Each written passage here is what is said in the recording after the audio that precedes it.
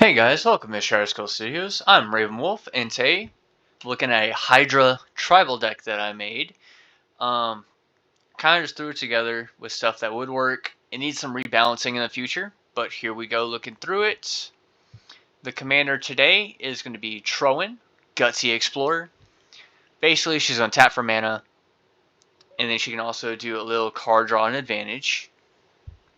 Going down to creatures, we have Archetype of Endurance, State of all our stuff hexproof. Your opponents lose hexproof. We have Benevolent Hydra.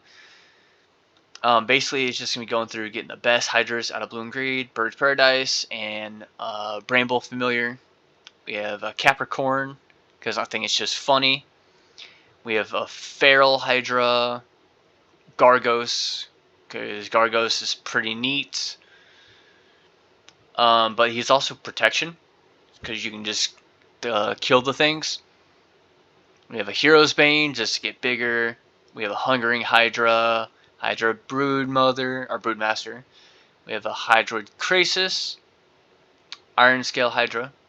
We have the Jiraga Tree Speaker, just because, really, you just have to level her up once, 3 mana, she'll tap for 2. We have a Colonian Hydra. Basically, it's going to get bigger every time he attacks.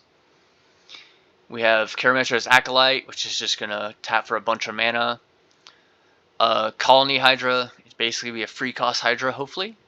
Lifeblood Hydra, which is basically when it dies, we're going to get some life back. We have Mana Gorger Hydra, it's just going to keep getting bigger. We have a Neverwinter Hydra, which can kind of protect itself with Ward 4.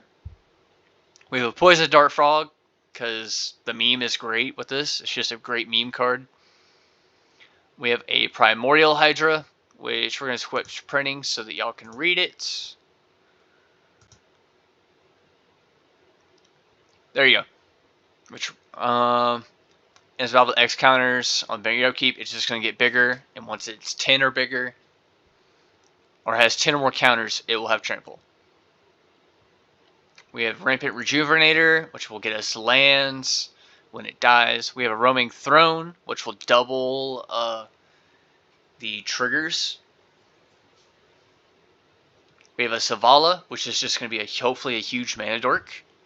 Summerwald Sage, because she's basically a Black Lotus, but she doesn't have to sacrifice herself. And we have a Sprouting Phyto Hydra, which when it blocks our opponent's 1/1s, will hopefully make a copy of it. We have the Goose Mother, because she can get us to draw a card, but it's I really don't care for the Goose Mother. People think she's good. Thunderous Snapper, basically it's just going to be extra card draw, and I think it's funny to have a Hydra Turtle. Ovalwald Hydra, basically when ETBs, we're going to get a card. Vastwood Hydra.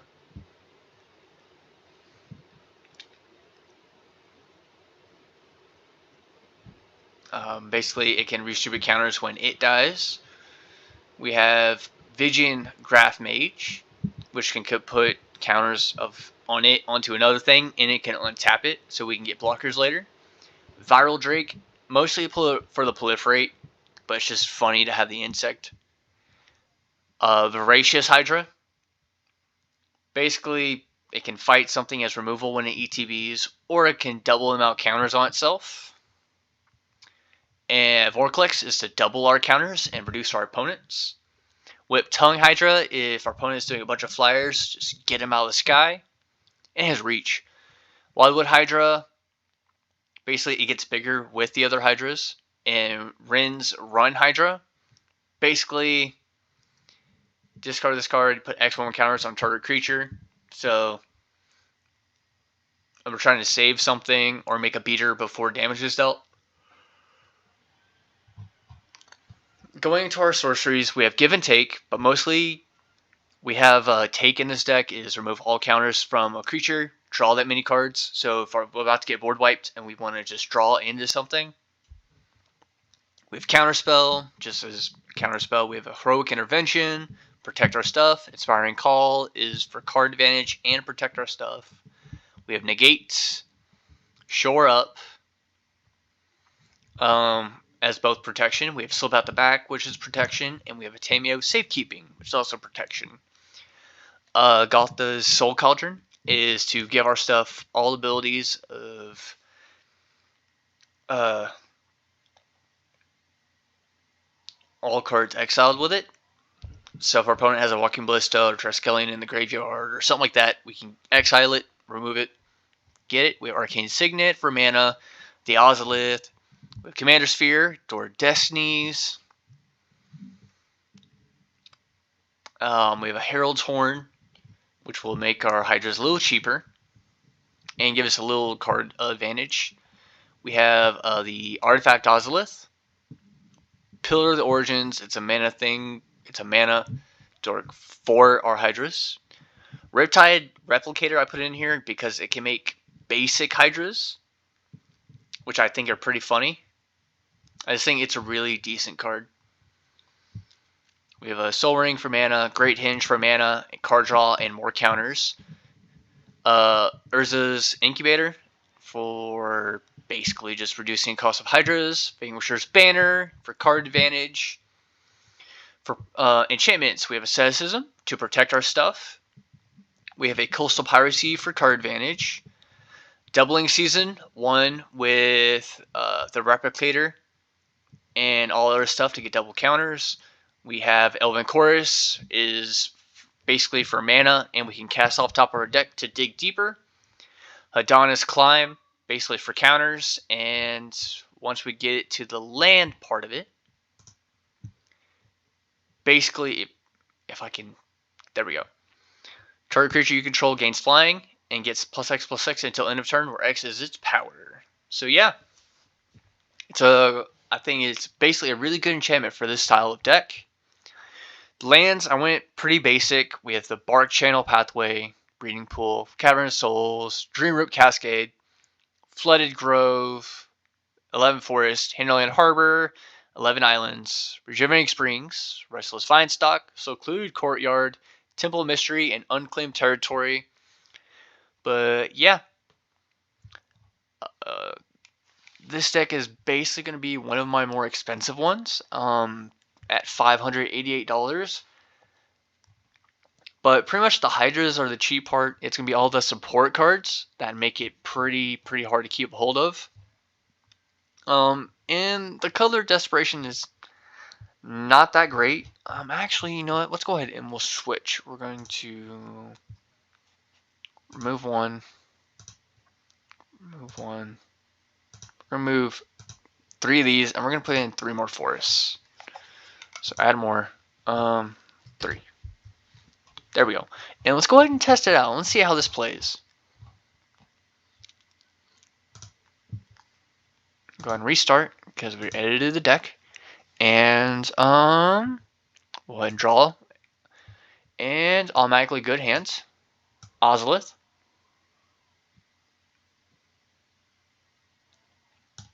Then we can easily get an island out.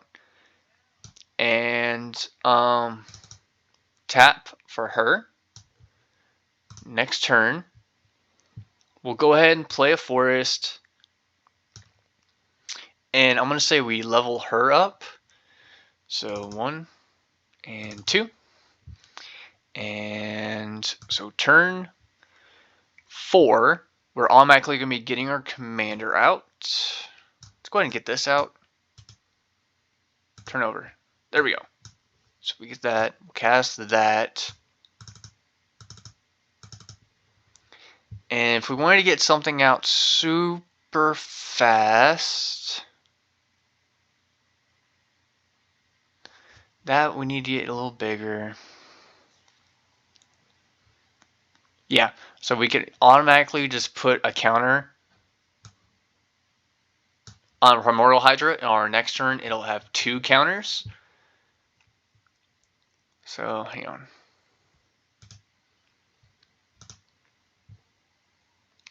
So, go on our next turn. It goes up to that. And, let me see. We're going to play a land, of course. And turn 5, we can immediately get out Hungering Hydra. Hungry Hydra will be freaking gigantic. It'll be 1, 2, 3, 4, 5, 6, 7, 8. We have an 8.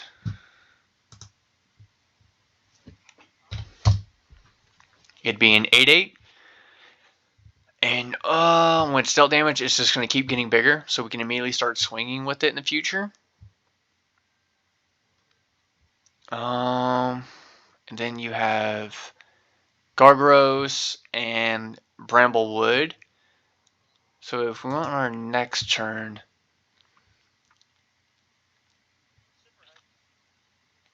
this would just die. But let's go ahead. We'll tap her. We're going to discard this. Draw a card. Enters battlefield with X1 counters on it. Or we can use it to reinforce. But what do we have here? It's 1, 2, 3, 4, 5, 6. We'll play Gargros. We'll probably this one's going to be at, I think it's at 8 now, if they didn't killed it. But yeah, and this is a pretty good beatdown deck right now. And if anything dies, we're just going to be putting counters. We can put counters on our commander or anything else. So yeah, guys, let's go ahead. We'll start it. We'll do another quick playthrough.